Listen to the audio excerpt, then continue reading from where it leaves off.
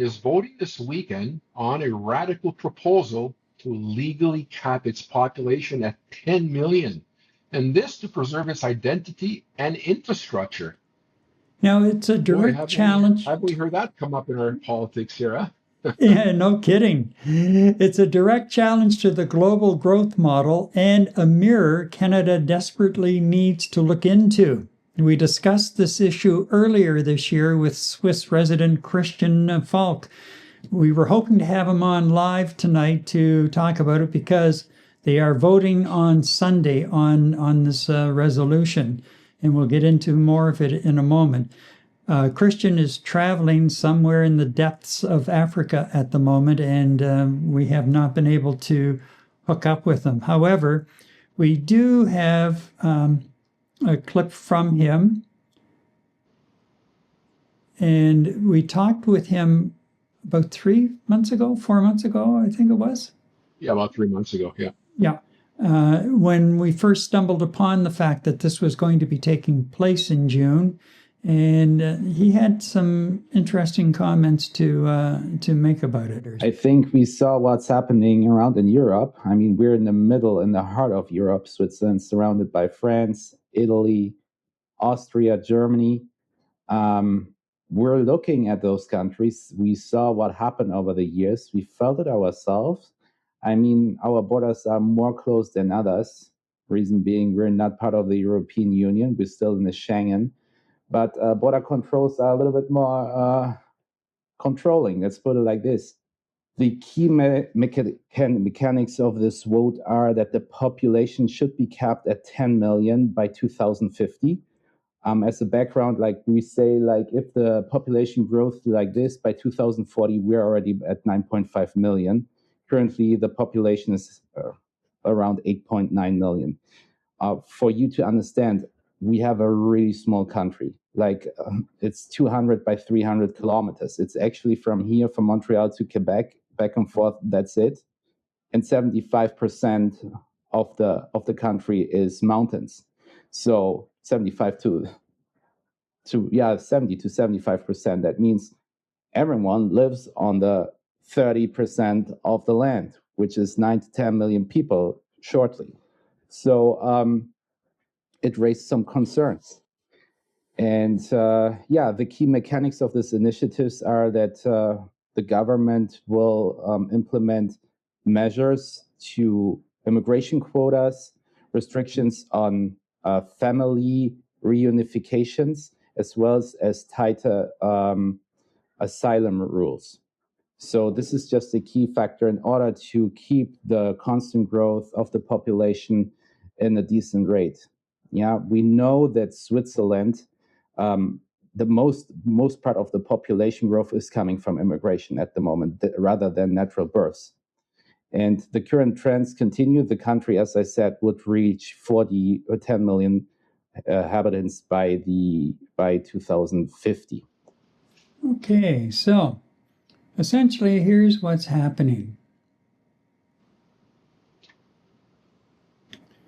The population hits 9.5 million before 2050, and that dictates a freeze on asylum and family reunifications. And it's at about 9.1 million as we speak. Mm-hmm. And if the population hits 10 million, it sparks termination of free movement agreement with the European Union. Mm-hmm. Big Swiss corporations are panicking due to reliance on international talent. And some of those corporations are like big tech firms like Google, for example. Right. And this could really hamper them as far as attracting the talent that they need for everything that they're doing, including artificial intelligence. And right now, the polling shows the electorate is split down the middle. So this is going to be a barn burner of a result. So, as Christian said, they're a small country, and they have a lot of areas that there's no way you could build it up.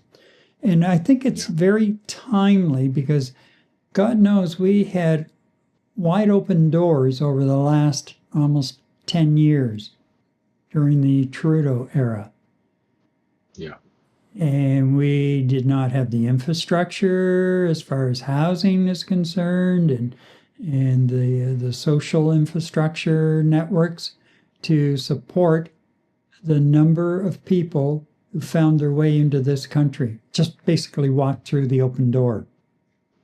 Yeah.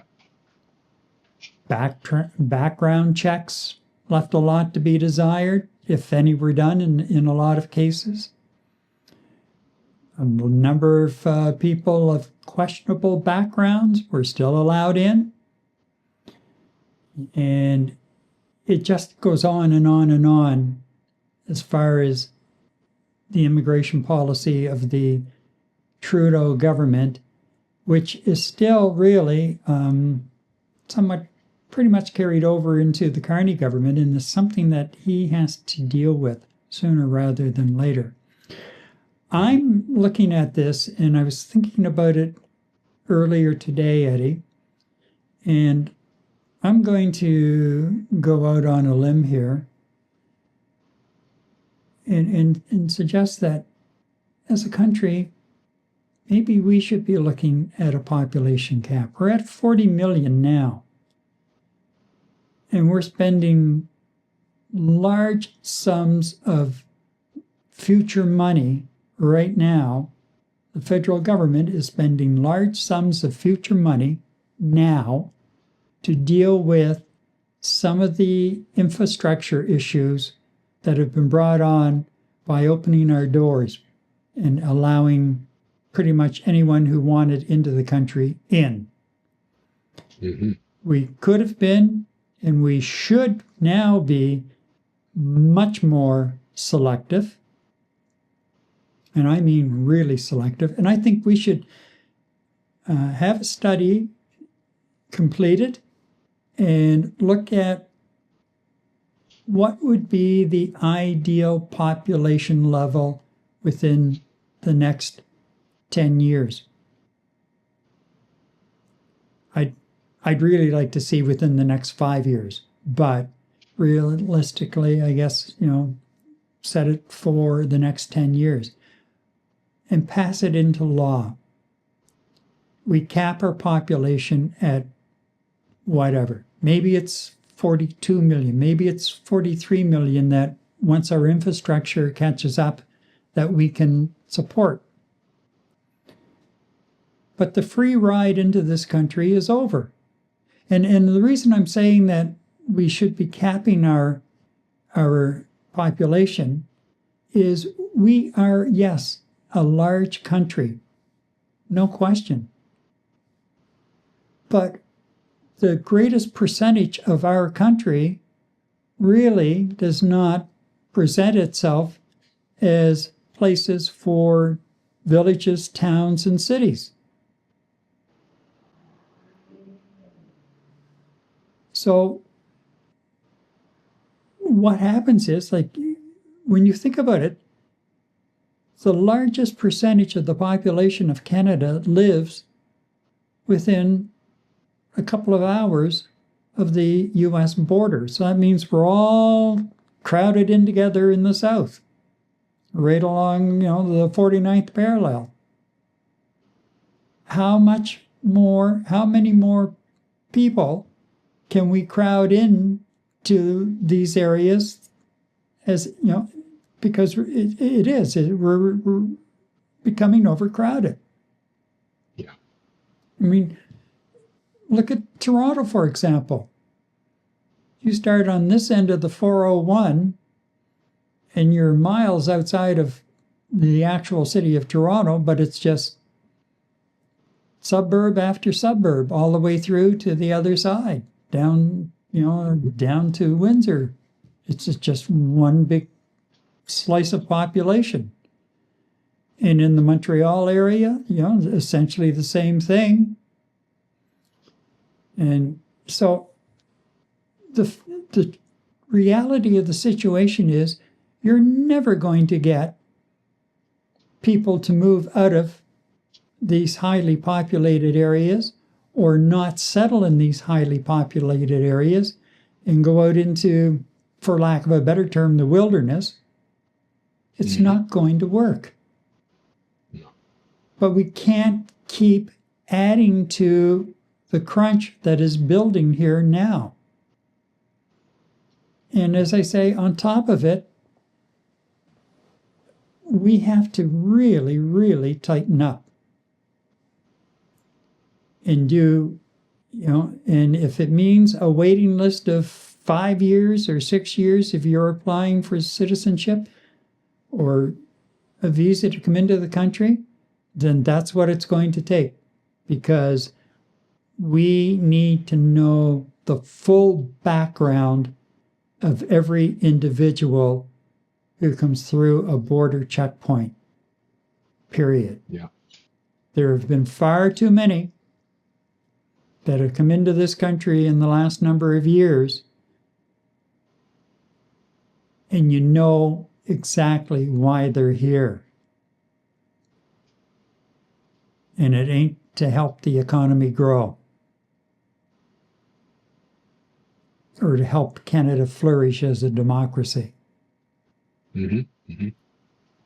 So I'm suggesting that we need to move on that idea sooner rather than later, period. Well, when I saw this, when I was brought up, when Christian brought it up in our show 3 months ago, I mean, it opened up my eyes to just do some soul searching and research on this thing. And, like, you have to look at the churn, how many people come into the country versus how many people leave the country. And, you're looking at Switzerland, they every year about 136,000 people move into the country. And between 40 and 60,000 leave the country, which is a net gain of migration of about 80 to 95,000. Okay. And you know what? I would be highly surprised if there aren't a lot of other countries looking at what Switzerland is trying to accomplish through this referendum. Gary, they're just trying to avoid a mess in the future, which you and I are seeing here in Canada today because of the mishandling of our immigration policies during the entire Trudeau years. A lot of good things, some good things that Trudeau did, but this is a horrible thing that he's done for our country. And look, I think you and I are pretty much on the same page when it comes to, Canada being a leader in the world in terms of helping the destitute of the world from a refugee perspective. So let's name 2 countries, the Syrian program, and let's look at the other program with bringing the Ukrainians on board because of the war devastation. Great, as a country, I think we've always welcomed refugees, but herein lies the problem. You and I know out of every 100 people, you're going to have a worm, a horrible individual that's coming into this country for nefarious reasons. And I am really pissed at Trudeau for allowing that to happen. He fast-tracked this. There's processes in place to defend the citizens and the cities and the country of Canada from exactly these types of nefarious people. And these things were just overlooked.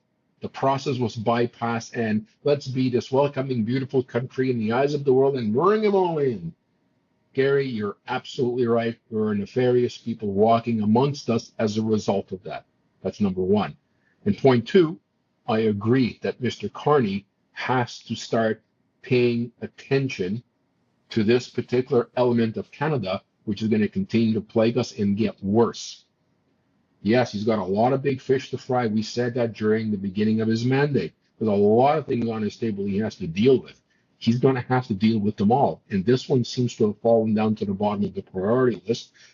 Preferentially, I would like to see the entire immigration policy and the vetting of people coming here to be overhauled and get some protections in place for us from the future. Our infrastructure can only contain so much. And I think the number you were looking at, Gary, was like 80% or 85% of our population is within 85, 90 miles from the American border. So an entire belt is where, yes, people from abroad want to come over to better job opportunities, so on and so forth. What I really feel has really taxed our environment here. It's not so much the refugees. Yeah, when we're talking about the nefarious people they got through, you and I agree there something's got to be done about that. But just it's hey, we're old everybody. Why don't you just come on over? We'd love to have you over here. You know, I wouldn't be surprised if some people that were already in Canada were getting their dogs brought over from who knows where.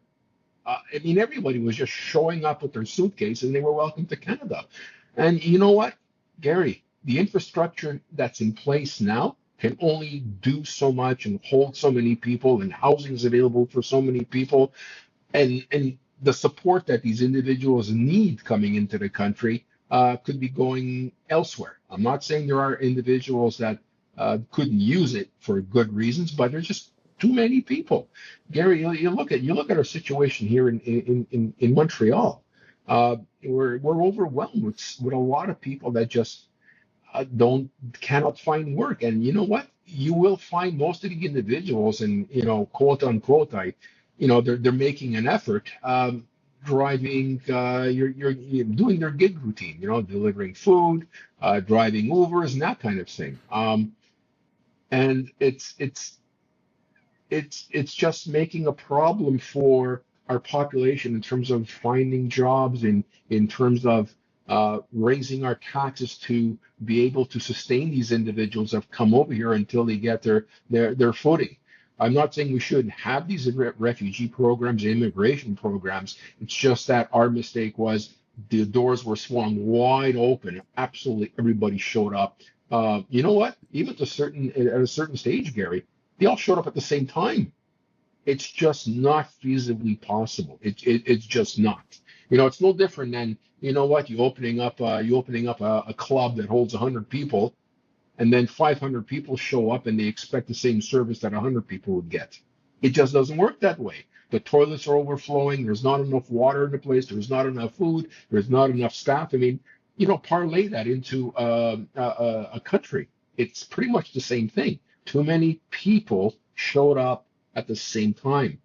And you know what? I would really wish that our Canadian government is paying very close attention to what Switzerland is trying to accomplish. I mean, their form of government is significantly different to ours here. A lot of it is driven by referendum systems like this. You know what? I wonder if if there was a Canadian referendum held on what people think we should do with our population. What should we do with immigration to this country? I would really love to hear what people think above and beyond what's being said on social media, something on a more official platform. I would suffice it to say that a lot of people here in this country would not be for what's going on. And what I'm talking about is Canadians, people that were born in Canada and maybe first generation Canadians here. See what they have to say about immigration. Being just open doors right now. And I know a lot of people have come to this country, a lot of them in my career, and they've really, really, really made a fantastic life for themselves. And no discredit to the other folks that have come across to the country in the last 10 years. They really, really, really make a significant effort, most of them, to contribute to this country. The unfortunate part is just too many of them. Just too many came over at the same time, and it's taxing absolutely everything from employment to healthcare to social services. Absolutely everything is stretched to the limit. And I don't want to sound like a terrible person here, Gary. I'm just basically parlaying what I've seen, what I've read, what I'm feeling. The world is a very bleak place. Yes, Canada is a great place to accept refugees, but there's got to be a process, and there has to be a security process, a vetting process. There has to be some limitation on numbers, because some of these people come over here and they're worse off than where they came from. it's just unfortunate. It's just the way it is. So yeah, Switzerland I think is doing a smart thing in letting the Swiss decide how they want their country to be how they want the country to be populated. They're not saying no. They're just putting a capper on it. Right. There's a difference. Now, I popped a question into the comments. Has Canada's obsession with rapid population growth permanently broken our quality of life? And so weigh in on that if you would, please. I'd be interested to hear your thoughts on that. And you're right, Eddie. Many are saying that Switzerland is saying out loud what many Western nations are thinking. Unmitigated growth destroys social cohesion and it breaks public infrastructure. Now, we're relying on a model on population influx to artificially mask, I should say, economic stagnation, a strategy the Swiss are actively rejecting. And the vote, some are suggesting the vote is proving that population density and demographic shifts are no longer fringe debates. They are central, election-defining policy fights. Here's the thing. Again, it's surmised that the Swiss vote is shattering the myth that continuous population growth is inevitable or mandatory for a developed nation. It forces a conversation about the difference between a growing economy and a functioning society. And our society right now is we are teetering on a collapse of our society, our social safety networks. Look at the food banks and the pressure that food banks in this country are under. Yeah. There's a litmus stick for you. Our food banks. Absolutely. And we have hotels across the country that are filled with immigrants and asylum seekers who have been living in these hotels for a year or longer. Yeah. And we're paying for it. Like, why? If we have no place for them and they have no place to go and they don't seem to be able to find anything, then here's a plane ticket. Au revoir. It's as simple as that. We can't be all things to all people all the time. We have a drug issue in this country. We have people sleeping on the streets. And when they're awake, they're shooting up. And some people are dying on the streets from overdoses or freezing to death in the wintertime. And yet we have hotels full of people who are not even Canadian citizens that we've been paying for a couple of years. So I ask you, what are they contributing to our society? Why are they here? Why are we paying for it? Why am I, as a taxpayer, paying for this? And I know there are going to be some people saying, you're really a hard-hearted son of a bitch. Yeah, I am at times. Like, my give is overflowing. And if people look at us as a pushover and think that they're going to come in and just keep pushing us. No, it's time. And, Quebec has come under fire at times with some of the so-called anti-religious laws that they've passed and everything. And their laws, yeah. When you get right down to it, I don't think Quebec was so far off the mark with these laws for a number of reasons. So we, as a country, have to come to grips with the fact that we can't be everything to everyone, and that, land of opportunity. Yeah, we're a land of opportunity for people who are willing to contribute to society. And there are some who are not. Really, the more I think about what's happening in this country and how the years of Trudeau government has completely screwed up this country, I'm just getting more angry every day. Eddie, the anger is building. I get it. So, if I stepped on somebody's toes with some of my comments tonight, you know what I have to say to that? Too bad. That's just the way it is. That's how I feel now. And I think there are a lot of Canadians, and we've been poo-pooed into like, oh, you don't want to, you're being too harsh, or there's this phobia or that phobia or whatever. No, that's all like, stop, just stop. Anyway, our takeaway, Eddie? Well, our takeaway, Gary. When a premier global ranking hub decides that bigger isn't better, the rest of the Western world needs to start questioning its own growth and metrics.